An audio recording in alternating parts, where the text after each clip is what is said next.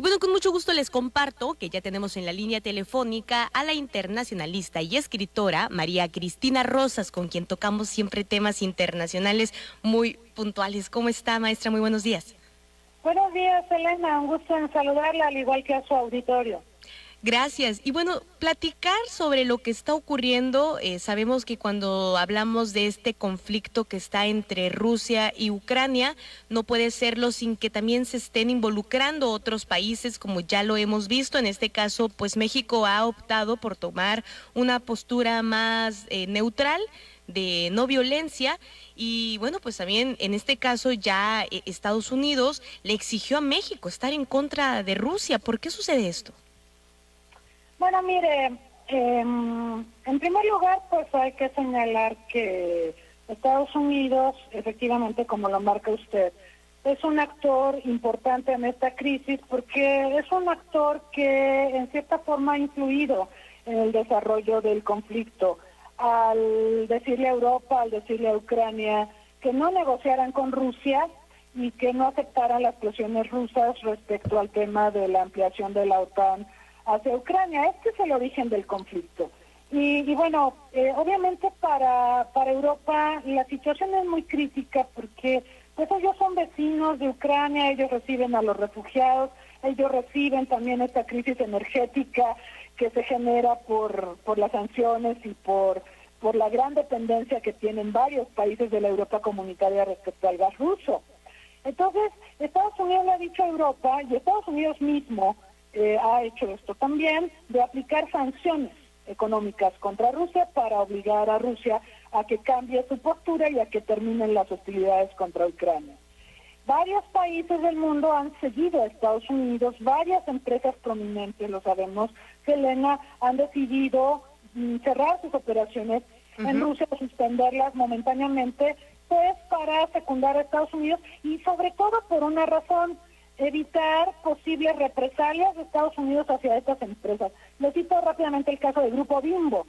México tiene unas 30 empresas importantes, las importantes que tenemos en el país, todas operan en Rusia, Bimbo entre ellas. Grupo Bimbo anunció hace algunos días que iba a suspender sus operaciones en Rusia. ¿Por qué? Porque mire, Bimbo tiene operaciones en Estados Unidos, en Europa, en China, en muchas partes del mundo, y teme que por tener operaciones en Rusia, por ejemplo, Estados Unidos y los occidentales castiguen a Bimbo. Y esta es una posibilidad real, porque le recuerdo que en 1996 se hizo algo similar con Cuba por parte de Estados Unidos. El gobierno de Estados Unidos, en ese tiempo encabezado por William Clinton, promulgó la ley Helms-Burton, que es una ley que castiga a los países que mantienen relaciones comerciales con Cuba.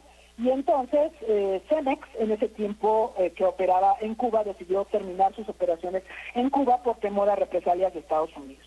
Entonces, todo esto se lo menciono porque el gobierno mexicano ha dicho que no va a aplicar sanciones contra Rusia, y también vimos la semana pasada reuniones de legisladores mexicanos con el embajador de Rusia en México, lo que molestó profundamente, obviamente, a Estados Unidos, y usted recordará que incluso el embajador de Estados Unidos en México, el embajador Salazar, dijo que México debe interrumpir sus relaciones con Rusia.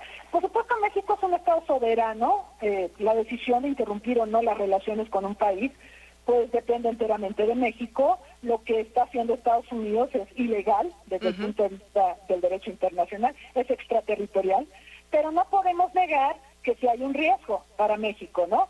Que México se convierta en motivo de sanciones por parte de Estados Unidos por no sancionar a Rusia. Claro, y en ese sentido yo creo que es muy importante también ver cómo va avanzando esta negociación, que cada vez se ve más difícil, sobre todo con las declaraciones que dio el presidente Joe Biden, donde pues prácticamente dice que Vladimir Putin ya no debe de ser el presidente de Rusia, que lo deben de quitar. Ya después trataron de componerla, no pudieron, pero vemos que cada vez el escenario internacional pues se torna más complicado como para poder darle una solución a este conflicto. Mire, es muy peligroso lo que dijo Biden. Yo no sé, se lo confieso, si Biden ya tiene un problema de senilidad o un problema de animadversión personal contra Putin. El año pasado también lo llamó asesino, ahora lo define como carnicero, como criminal de guerra.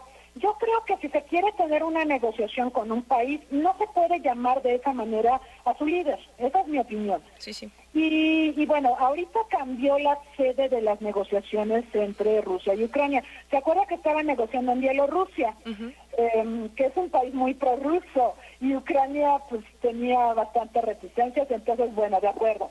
Ahora se movió la sede de las negociaciones, se van a ir a Turquía, que es miembro de OTAN, y Turquía, usted sabe, es un país gobernado por un autócrata, que es Erdogan, que le habla muy bien a Putin y que tiene ciertas fricciones con Biden. Tal vez el cambiar de sede ayude un poco, pero sí les digo una cosa, mientras Biden no cambie su actitud hacia Putin, no vamos a poder avanzar, porque no puede defenestrar a un presidente. Putin es presidente de Estados Unidos, de Rusia, perdón, le guste o no a Estados Unidos. Entonces hay que negociar con él. Y si está diciendo que hay que deponerlo o debe salir del poder, luego el canciller de Estados Unidos desmintió esto y dijo que Estados Unidos no quiere buscar la salida de Putin. Porque fíjese lo que implica lo que dijo Biden. Implica tratar a Rusia como si fuera cualquier país. Cualquier país en desarrollo, cualquier país menor, como en los tiempos de Guerra Fría cuando ponían y quitaban dictadores o gobernantes. Se me hace aberrante de un presidente de Estados Unidos que hable en esos términos. Y esto lo único que hace, Selena, es enrarecer el ambiente político, que ya de por sí está muy tenso. Así y no es. vaya siendo que Europa, cansada de los errores de Biden, termine finalmente por distanciarse de Biden y busque una negociación con Putin a través de la mediación de China. Ese podría ser otro de los escenarios, y yo creo que nos estamos encaminando para allá debido a todos los errores estratégicos que está cometiendo Estados Unidos en esta crisis.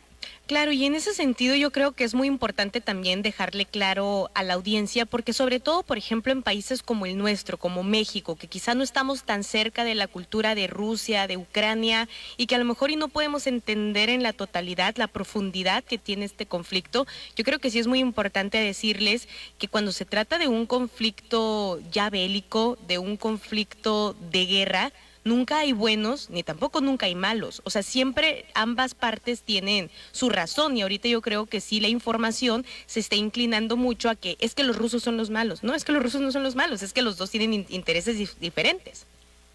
Claro, estamos hablando de intereses políticos. Yo creo que esto de buenos, malos, blancos, negros, lo tenemos que superar. Y tenemos que mirar con una visión más amplia el conflicto. Mire, a México le está afectando en los precios de los hidrocarburos, le está afectando en los precios de las gasolinas, nos va a afectar en el tema de granos básicos, porque Rusia y Ucrania producen la tercera parte de los granos básicos del mundo, del trigo y la cebada por lo menos. Entonces, eso nos va a pegar, ¿no? Y nos está pegando.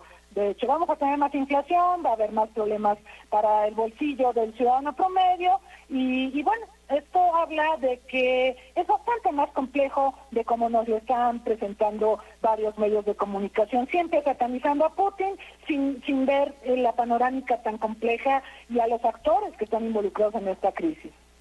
Claro, y en ese sentido, por ejemplo, las exigencias que hace Estados Unidos y esta posición tan hostil que tiene en contra quizá de cómo ha tratado o cómo ha llevado este conflicto México, pudiera también, pues, como ahorita lo comentó, ¿no?, tener estas sanciones económicas que se le da a ciertas empresas y que finalmente es un efecto dominó, porque esas empresas tienen empleados, les afecta en los ingresos, entonces, pues sí, es muy delicado todas las decisiones que se tomen.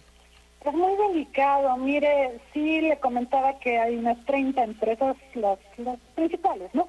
Empresas mexicanas operando en Rusia. Nosotros tenemos un comercio deficitario, pero Rusia es muy importante para nosotros en la venta de fertilizantes, entonces, si aplicamos sanciones y nos plegamos a Estados Unidos, también esto va a afectar terriblemente al sector agropecuario, porque los fertilizantes rusos sí son una parte sustancial de las compras que hacemos a ese país y son cruciales para el sector agropecuario. Ahí tiene otra implicación de suspender la relación con Rusia, por ejemplo. Perfecto, ¿no? Pues vamos a estar muy pendientes de lo que siga ocurriendo de este conflicto, y como siempre, María Cristina Rosas, le agradezco muchísimo que nos haya tomado esta llamada, explicarnos qué es lo que está sucediendo en el contexto internacional, que finalmente pues siempre tiene repercusiones en lo local. Así es, Elena, pues vamos a seguir monitoreando este conflicto. Ojalá pronto tengamos mejores noticias que comentar. Gracias, María Cristina Rosas, internacionalista y escritora. Que tenga un excelente día. Gracias, igualmente.